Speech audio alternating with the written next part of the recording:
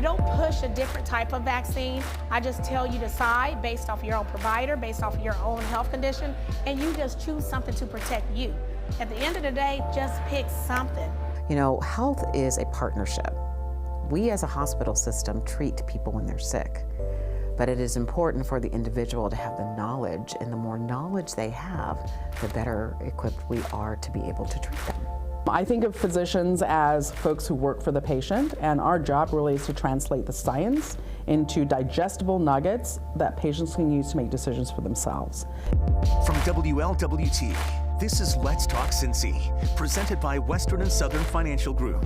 Put our financial strength behind you. The challenge. COVID numbers continue to spike. Children have become the latest target. The more contagious Delta variant is spreading at a dangerous pace, yet vaccine hesitancy remains. Hello, everyone. I'm Curtis Fuller, and welcome to Let's Talk Cincy. We are a long way from normal, despite packed stadiums for sporting events. Today, a look at where we stand and the question everyone is asking: where do we go from here? I think it was very interesting when Amy Acton closed Ohio. When she recommended that to the governor on a very small number of COVID positive cases. We have over 600,000 deaths now, and yet we're opening back up. And I think part of it is due to fatigue in large part. But I also think that it has something to do with the fact that when we got vaccinated and the CDC put out recommendations that vaccinated folks could go without masks, that was an open door for a lot of people to relax their precautions. Since Delta has emerged, that has become something that is not a piece of good advice at this point, and just because of its infectivity and transmissibility. So we need to get back to the masking that we had this time a year ago.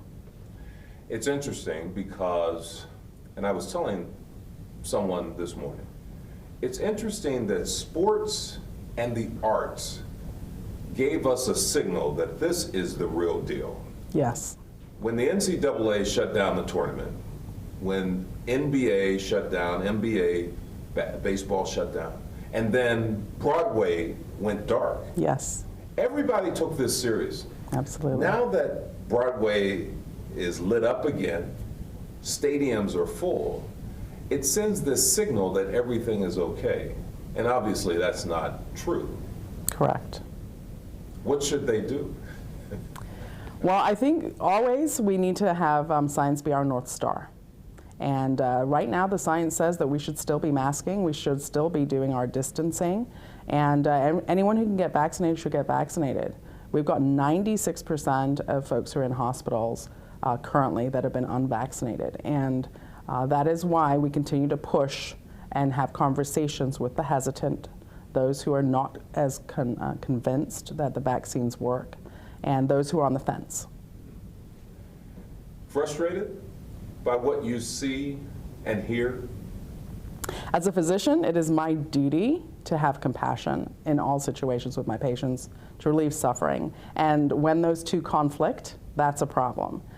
So at this point, I think what we've found in graduate medical education with all of our trainees is that there's frustration, absolutely, and to some point, sometimes anger, because these are preventable situations right now. COVID is a preventable disease. We're seeing a lot in children now. What should parents do? Absolutely. I think all the folks that need to be that are around a child, vaccinated or not vaccinated, should be vaccinated themselves, because that confers a wall of protection around that child. Additionally, going ahead and having routines such as hand washing as soon as you get into the house, having sanitizers in all the locations, your car, your house, etc., I think are important processes to do.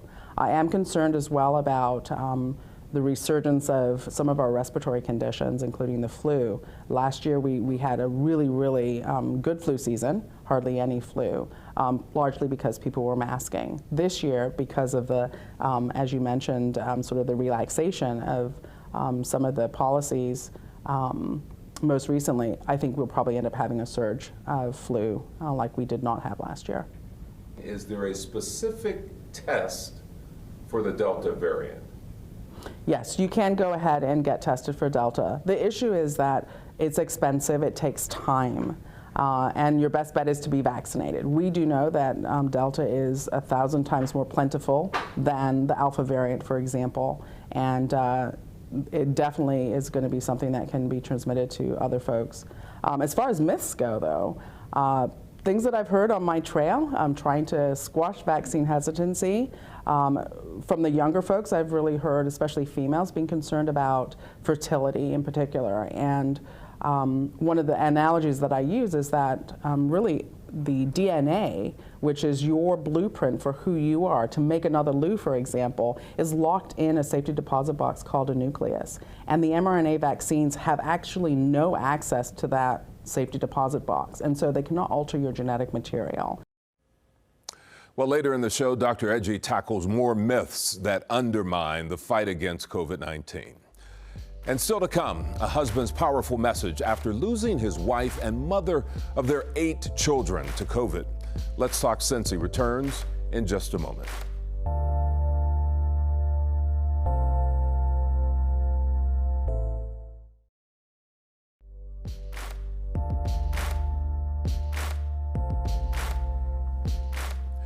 Delta cases are rising, and so is the demand for COVID testing. This sudden jump in demand is causing long waits at testing areas. Brian Hamrick recently visited one testing location and found folks were waiting about an hour to get through. It's a soaring demand for something no one really wants, a COVID test. I never thought it would be this busy. But for one reason or another, people have to have them. What brings you down? I am vaccinated, but I'm going to see someone high risk. I'm going to Michigan. My granddaughter, she's not feeling well. And with school starting, some students get their most regular tests here. My daughter, she from the school, they say like maybe she has exposed to some kid, so we have to take a test for her. This is a drive-through Gravity Diagnostics testing site in Covington. They give the gold standard PCR test, and people usually get the results back same day by midnight. Tony Remington is CEO with Gravity. He says even they didn't predict this. I think we've all been surprised at how big the Delta variant has changed things over the last 6 or 8 weeks. How long do you think we might continue to see long lines like this of people waiting to get tested? What's in our future for this? Yeah, the prediction of where we're going to peak with this surge is really difficult to anticipate. And so, right now we know that we're still climbing.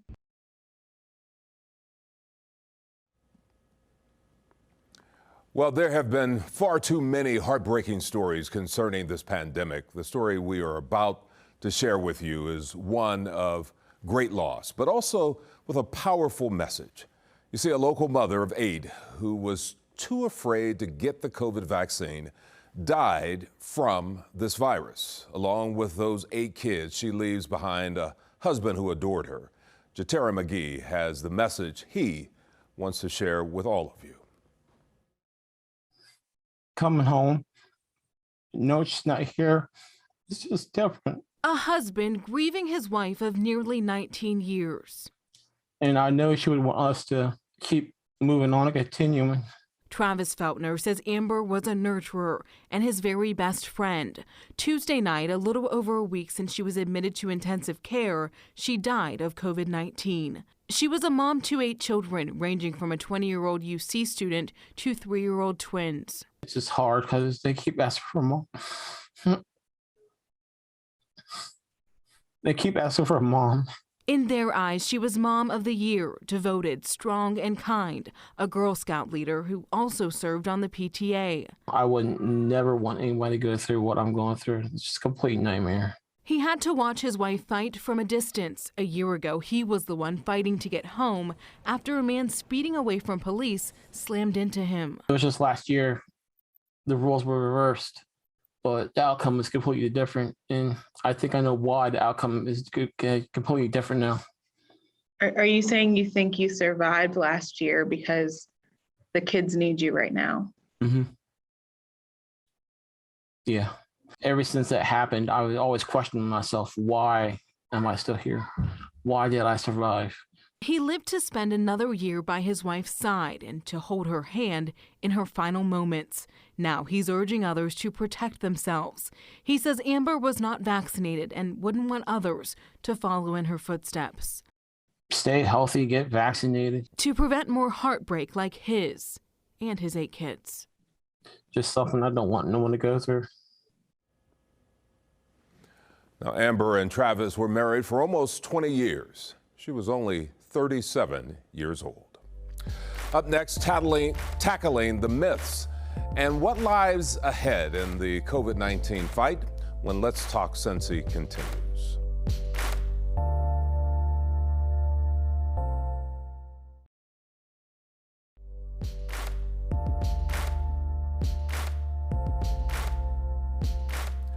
One organization that remains out front in getting information to the public, especially minority communities, is the Center for Closing the Health Gap.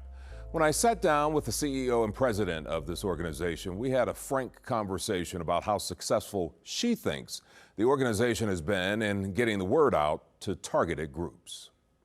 So what I've learned during these last 18 months is there are numerous voices, and being able to prick what that voice or message is that is going to resonate with a particular demographic or a particular group of individuals who may have some commonalities is challenging. We do research. We've done research which informed our We Must Save Us campaign, which I do think, that's why I said a B, because that campaign did tell us a lot, so it told us the differences between Black and brown people as it related to hesitancy or reluctancy. For the Hispanic or Latinx populations, it was more about immigration. It was more about the fear. If you are working on a visa or you're an immigrant, and just the fear that has unfortunately been exacerbated over these last years politically. So it was the politics that was primarily driving the hesitancy or reluctancy within the Hispanic Latinx communities, and that continues because we have to continue to work to pull back the onion when we don't see the message clicking through, be it through social media, be it through conversations. And so it means that communication is much harder than people have always described it to be. You really have to drill into what is someone's why? What is that individual activation point for them to believe or to question or to trust? We're very grateful that Dwight Tillery decided to ask himself, why is there a disproportionate impact on health outcomes to Black and brown people across this country, and has persisted for centuries and decades, and founded this organization with the intent of equipping individuals with the tools to be a part of the health solution. So, one of our local CEOs of one of the health systems has said, health is a partnership. We as a hospital system treat people when they're sick. But it is important for the individual to have the knowledge, and the more knowledge they have, the better equipped we are to be able to treat them. It makes sense. It's a marriage. So I'm grateful that this organization exists. I'm grateful that we have maintained the trust of the community, and that's number one. People will call us and say, well, the health gap said, and I think, I won't say that, we are a organization that is leading the efforts to eliminate racial and ethnic health disparities, but we don't do that alone. We work with hundreds of partners. And I think that's the one silver lining of these 18 months, that people have been forced, organizations, individuals have been forced to figure out how to work together. So I hope out of this time, and whatever that get to better looks like, that we recognize that we need each other. We're interdependent. And if we continue to look at our various lanes or silos and figure out, okay, so you do that really well, how can we marry ourselves to that with you? That's how we're going to be able to improve the health outcomes of all people. And now more of my conversation with Dr. Luito Eji. She is the Associate Dean of Graduate Medical Education over at the University of Cincinnati. Once again, she stressed the importance of making choices based on the science. We also do know that pregnant women, there's immunity conferred to the fetus. It comes through the breast milk as well if the mother has been vaccinated. So there's definite benefit to being vaccinated. The other thing that I hear is that this took too short a time to develop this vaccine. So the analogy that I use with individuals who say way too fast, this happened way too fast as far as the development of the vaccine. To that I say there's a cake analogy. We baked this cake for 20 years. Okay, we learned about coronaviruses, which is the family of viruses that COVID comes from. And so we had pretty much made the puzzle, we had baked the cake, and now it just took 66 days to determine the flavor of the icing and ice that cake. So this cake, this vaccine was already well underway as far as development, and we only had a little bit to do, which really was to determine the genetic sequence of the spike protein, the infective part of the virus, and go from there. And the fact that it was important to move fast. It Absolutely. was a priority. So in many ways, thank goodness, this was a rapid process, if you will, and process, or I should say a rapid priority. Yes. Because it saved lives. Absolutely. And the volume of folks that were involved in the studies was significantly different than our standard vaccine trials. So typically a vaccine trial has between 5,000 and 7,000 people in the phase 3. And Moderna, of which I'm a Moderna participant, you know, we had 30,000, we still have 30,000 in the trial, and Pfizer had 44,000. So that gives us a whole lot more data than we would normally expect under normal circumstances. And I would venture to say that you and many experts would say, ask questions. That's great. You should never go blindly down any road. Absolutely. We've sort of gone down some strange trails during COVID-19, but talk to that and the patient asking questions, whatever they want to ask. Absolutely. I think of physicians as folks who work for the patient, and our job really is to translate the science into digestible nuggets that patients can use to make decisions for themselves. And under no circumstances should there be a situation where the doctor's telling the patient what to do. But certainly the physician can go ahead and take that science and translate it for the patient. Having said that, science will sometimes turn a corner and have a different recommendation come forward. And a case in point would be Delta. You know, again, we went ahead and we masked all the way up, but Delta was a new emergency. It was something that was an emergent change, and it altered the direction and as to how we address this vaccine. Up next, one local health expert saying goodbye to Cincinnati, but she will still have a very important role in this pandemic throughout the state when Let's Talk Cincy continues.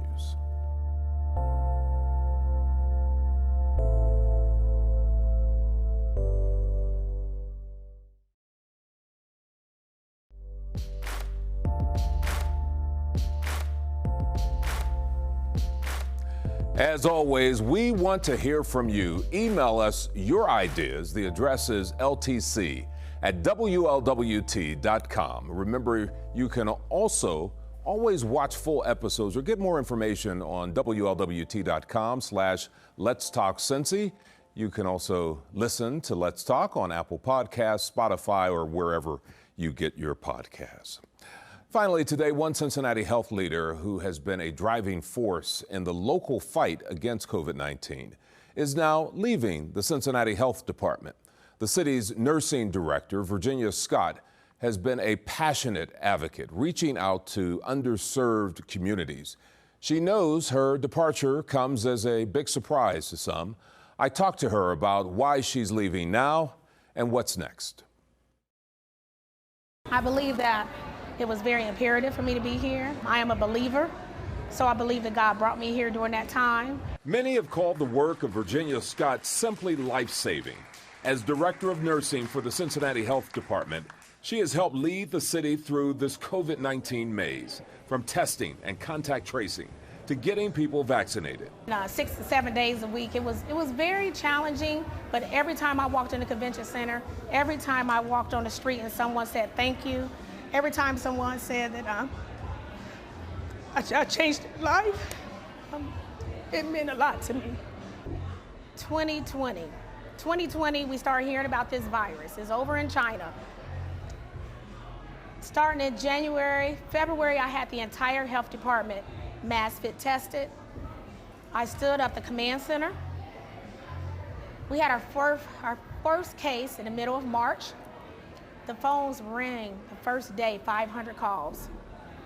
Shortly after, my uncle became ill. He was the first in my family to not survive COVID.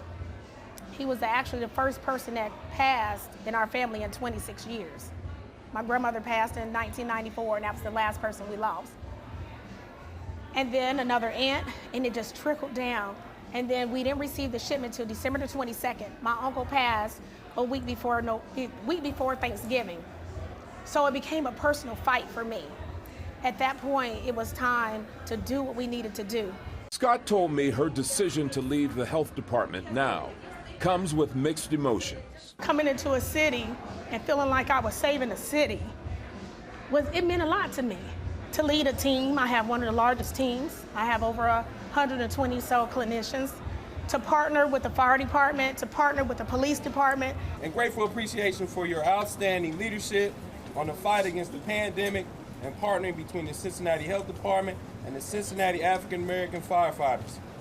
Congratulations. Many of the people she has partnered with wanted to thank her and gave her a warm send-off. I cannot praise her enough, nor can I praise the staff of Cincinnati Health Department enough. This has been an extremely extraordinary time. She told me she is headed to Columbus to lead a statewide Medicaid effort for Anthem. And by me leading the state, because I will be Director of Medical Management for the entire state, I will have a total team here in the city of Cincinnati. So I think it's going to be real instrumental for me to lead this state to ensure that our underserved have what they need. And she did a great job here in Cincinnati. Well, that's all the time we have for you for this episode of Let's Talk Cincy. Thanks for joining us. I'm Curtis Fuller. We'll see you next week.